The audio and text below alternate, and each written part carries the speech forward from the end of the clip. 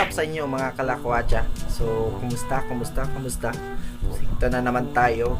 Gumagawa naman tayo ng mga kagaguhan. Ginagawa mo? So, ngayon wala tayong lakwatsa or wala tayong gala. Dito lang tayo sa bahay natin. So, naka-green screen tayo. Pero wala tayong babaguhin dyan. Kasi ang hirap i-chroma key nito. So, ngayon, pag-uusapan lang natin is ano ba nga ba ang content na pwede natin gawin dito sa YouTube. So, para sa mga baguhan dyan, katulad ko. So, still I consider myself as baguhan. Kahit nagwa 1 year na ako, nung February 2019. 1 year na po, mahigit yung channel natin, pero wala pa rin monetization.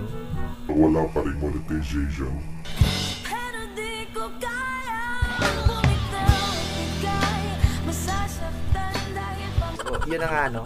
So, itong mga ideas na to or tips is nakuha ko lang sa mga YouTuber na angat na or nasa taas na. So, ano nga ba ang mga content na pwede natin gawin dito sa YouTube? Actually, ang dami. Pwede kang gumawa ng kahit ano dito sa YouTube. Pero, ang dami ding mga rules at policies dito sa YouTube. Sa iba dyan, huwag lang po tayong upload ng kahit ano kasi baka ma-terminated yung video natin or mas worst yung channel natin. Dati gusto kong maging content, yung ginawa kong channel na to is kaya nga Lakwatchero kasi gusto ko lakwatsa, gala lang, mga travel vlogs lang talaga yung gusto ko dati. Ngayon ang gusto ko ay ikaw.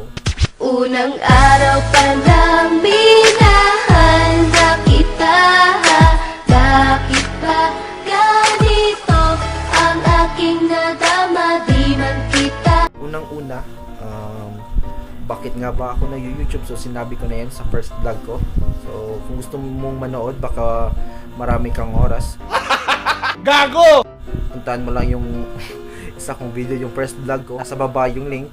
So, yun na nga. I started uploading videos last 2018 pa. So, na-inspire ako ni Will, syempre ni Will Dasovich, saka ni Kong TV. So, ngayon ang dami ko nang subscribe na mga YouTuber na talagang nagbibigay sa atin ng inspirasyon. So, katulad ng Nico David, Paulul, yung mga YouTuber talaga na talagang wak sa trip natin. So, yes, talaga namang ang dami pwedeng gawin dito sa YouTube. So, unang-una, kahit ano pwede mong express, dapat basta swak ka lang sa masa, pwede kang gumawa ng mga conspiracy theories tulad ni ginagawa ni Claro the Third. Mga ka-thirdies, may ipapakita ko sa inyo. Manila Encounter. Diba nakakatakot? Pwede kang gumawa ng meme review tulad ng ginagawa ni Paulul. Mga kalakuan sa suat, una na itong isgutan karon. Himay tungod kay Pong Revilla.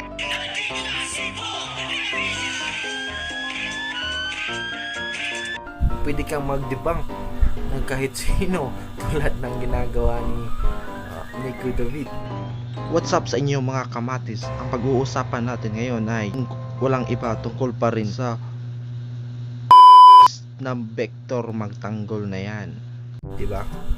Pwede ka rin mag-diss. Ako okay na ako sa content ko kahit wala lang content, ayoko na mag-diss. Gusto mo, gayahin mo si Makagago, gumawa ka ng mga diss track. So, what's up mate? So, 100 viewers lang. 100 viewers lang, magsa-start na tayo. It's going down for real. You know how this is. Makagago nga pala, what's up man? Right? What's up nga pala sa mga ka-hombre ko dyan. 100 viewers lang, magsa-start na tayo. Ano pa ba? Tulad ng ginagawa nila ni Kong TV ng Team Payaman. I-vlog mo lang yung mga ginagawa mo sa pang-araw-araw, yung mga ganun. Is pwede mo yung gawin. Pwede. Ang tanong, may manunood ba sa'yo? Sino ka ba para panoorin, di ba? So yun yung problema natin. ang daming pwedeng ma-content. Pero ang problema natin is may manunood ba? So yun yung problema. Dapat pag gumagawa ka ng ganun content na may gumagawa na is meron ka ring sarili mong character na talagang ma-entertain yung manonood sa'yo. So yun ang mga agenda natin ngayon sa mga vlog natin. So yes, character. So may sarili kang character para naman makagain ka talaga ng sarili mong viewers at gumawa ka ng community. So right at first hindi mo talaga dapat i-mind na nag-YouTube na yung friend ko, nag-YouTube na yung mga artista doon, dapat mag-YouTube na rin ako. Huwag ganun. Kasi sa YouTube, hindi madali dito sa YouTube nung let's say kumita, di ba? Yun yung after ng iba kasi sa YouTube maraming pera, ang daling kumita, pero hindi yan totoo. May quota din or may threshold din na requirements para ma-monetize ka. Tulad na sinabi ko, hindi pa tayo na-monetize. May requirement na dapat magkaroon ka ng 1,000 subscribers at 4,000 hours. So ngayon, paano mo yun makukuha kung baguhan ka pa lang?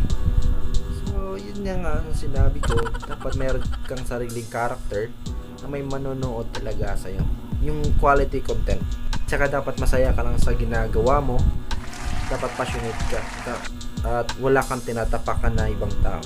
At tsaka sa dinadami-dami ng napanood ko na YouTuber na nagbibigay ng tips, may sinabi sila sa akin na kung gusto mong lalawak ng madali, hindi naman sa ganun madali, nung gusto mong malawak agad yung community mo, subukan natin mag collaboration.